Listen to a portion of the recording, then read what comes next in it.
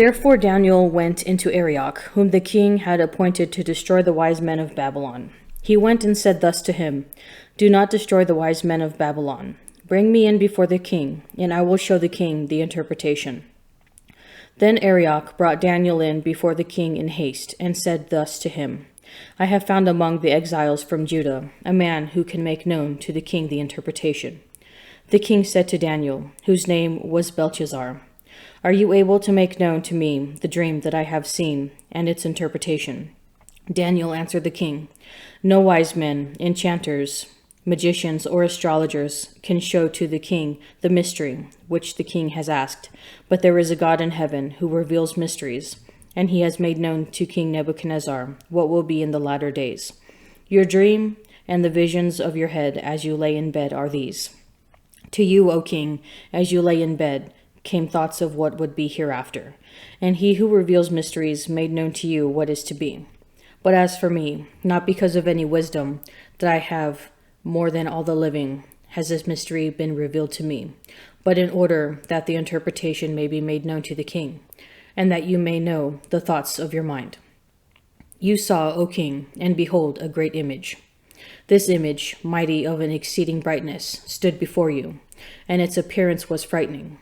The head of this image was of fine gold, its breast and arms of silver, its belly and thighs of bronze, its legs of iron, its feet partly of iron and partly of clay.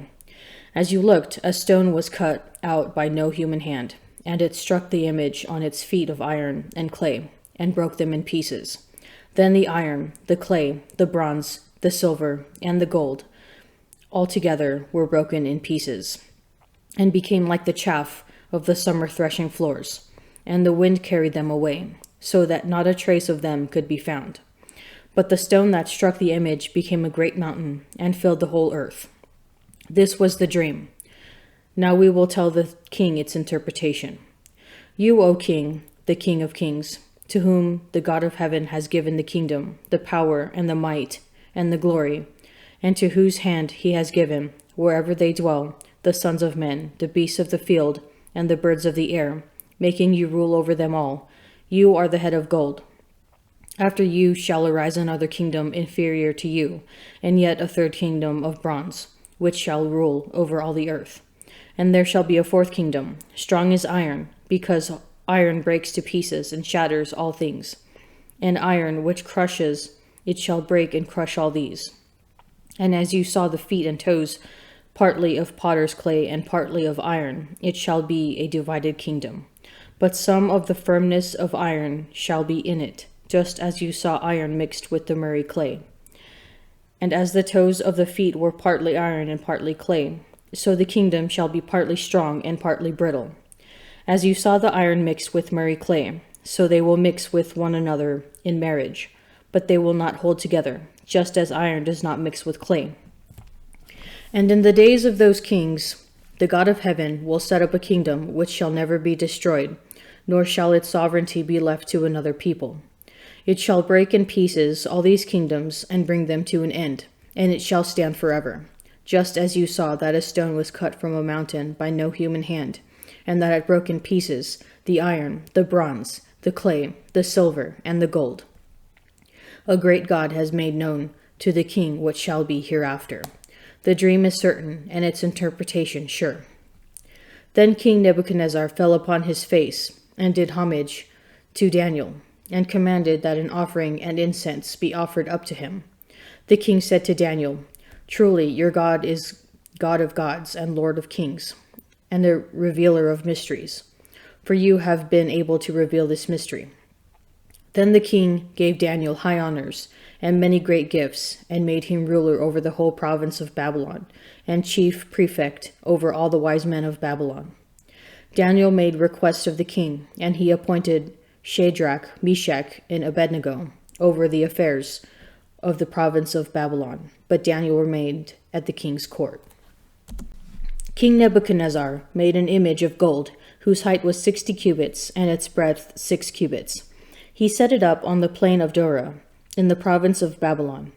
Then King Nebuchadnezzar sent to assemble the satraps, the prefects, and the governors, the counselors, the treasurers, the justices, the magistrates, and all the officials of the provinces to come to the dedication of the image which King Nebuchadnezzar had set up.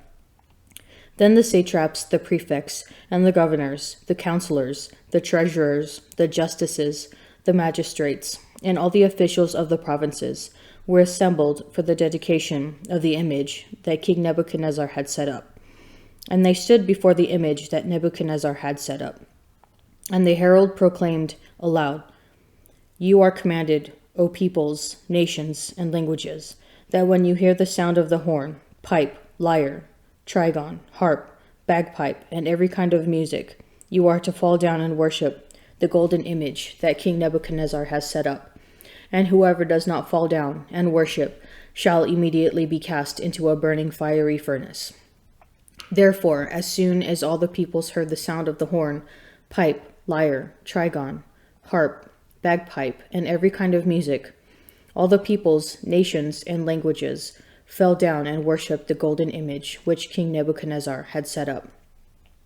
Therefore at that time certain Chaldeans came forward and maliciously accused the Jews. They said to King Nebuchadnezzar, "O king, live forever. You, O king, have made a decree that every man who hears the sound of the horn, pipe, lyre, trigon, harp, bagpipe, and every kind of music shall fall down and worship the golden image, and whoever does not fall down and worship shall be cast into a burning fiery furnace. There are certain Jews whom you have appointed over the affairs of the province of Babylon, Shadrach, Meshach, and Abednego. These men, O king, pay no heed to you. They do not serve your gods or worship the golden image which you have set up." Then Nebuchadnezzar, in furious rage, commanded that Shadrach, Meshach, and Abednego be brought. Then they brought these men before the king. Nebuchadnezzar said to them, "Is it true, O Shadrach, Meshach, and Abednego, that you do not serve my gods or worship the golden image which I have set up? Now if you are ready, when you hear the sound of the horn, pipe, lyre, trigon, harp, bagpipe, and every kind of music, to fall down and worship the image which I have made, well and good. But if you do not worship, you shall immediately be cast into a burning fiery furnace. And who is the God that will deliver you out of my hands?" Shadrach, Meshach, and Abednego answered the king, "O Nebuchadnezzar, we have no need to answer you in this matter. If it be so, our God whom we serve is able to deliver us from the burning fiery furnace, and he will deliver us out of your hand, O king. But if not, be it known to you, O king, that we will not serve your gods or worship the golden image which you have set up." Then Nebuchadnezzar was full of fury, and the expression of his face was changed against Shadrach, Meshach, and Abednego.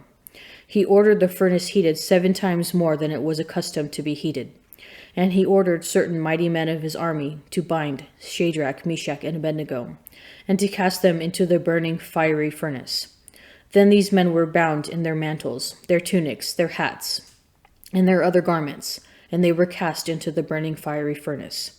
Because the king's order was strict and the furnace very hot, the flame of the fire slew those men who took up Shadrach, Meshach, and Abednego.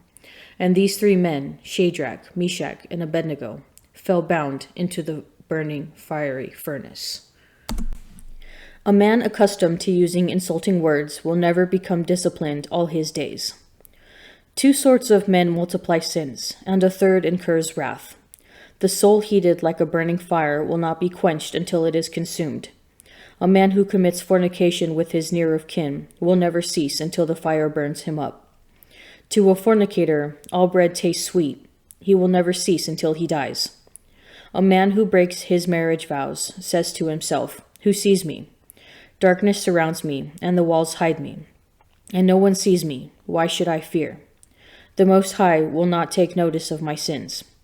His fear is confined to the eyes of men, and he does not realize that the eyes of the Lord are 10,000 times brighter than the sun. They look upon all the ways of men, and perceive even the hidden places. Before the universe was created, it was known to him, so it was also after it was finished. This man will be punished in the streets of the city, and where he least suspects it, he will be seized. So it is with a woman who leaves her husband and provides an heir by a stranger. First of all, she has disobeyed the law of the Most High.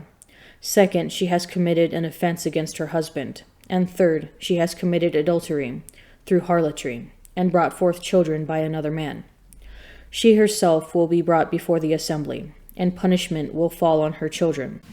Her children will not take root, and her branches will not bear fruit.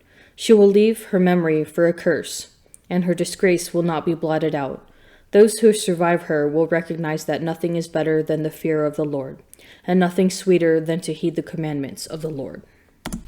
Since then, we have a great high priest who has passed through the heavens, Jesus, the Son of God. Let us hold fast our confession. For we have not a high priest who is unable to sympathize with our weaknesses, but one who, in every respect, has been tempted as we are, yet without sinning. Let us then, with confidence, draw near to the throne of grace, that we may receive mercy and find grace to help in time of need. For every high priest chosen from among men is appointed to act on behalf of men in relation to God, to offer gifts and sacrifices for sins. He can deal gently with the ignorant and wayward, since he himself is beset with weakness. Because of this, he is bound to offer sacrifice for his own sins as well as for those of the people. And one does not take the honor upon himself, but he is called by God, just as Aaron was. So also Christ did not exalt himself to be made a high priest, but was appointed by him who said to him, "You are my son, today I have begotten you." As he says also in another place, "You are a priest forever, according to the order of Melchizedek." In the days of his flesh, Jesus offered up prayers and supplications, with loud cries and tears, to him who was able to save him from death, and he was heard for his godly fear. Although he was a son, he learned obedience through what he suffered, and being made perfect, he became the source of eternal salvation to all who obey him, being designated by God a high priest according to the order of Melchizedek. About this, we have much to say, which is hard to explain, since you have become dull of hearing. For though by this time you ought to be teachers, you need someone to teach you again the first principles of God's word. You need milk, not solid food. For everyone who lives on milk is unskilled in the word of righteousness, for he is a child. But solid food is for the mature, for those who have their faculties trained by practice to distinguish good from evil. Do you need milk or solid food? This is a question we should ask ourselves as it pertains to our spiritual lives, and we should be as honest as possible when answering it. Each person is a unique creation and has his or her own unique circumstances. Each of us starts at a different point, and we all progress in our spiritual lives at different rates. But the one thing we all have in common is sin. We are all sinners. It's part of the human condition to want to hide our weaknesses and sins from others, but it is foolish to think we can hide them from God. Hebrews tell us that Jesus Christ sympathizes with our weaknesses, even though he himself never sinned. We are encouraged to confess our sins and draw near to the throne of grace, that we may receive mercy and find grace to help in time of need. Confession is a throne of grace. The more frequently we draw close to this throne of grace, the stronger we become, and the more we prepare ourselves to move on to solid food in the spiritual life. Does your spiritual life need milk or solid food?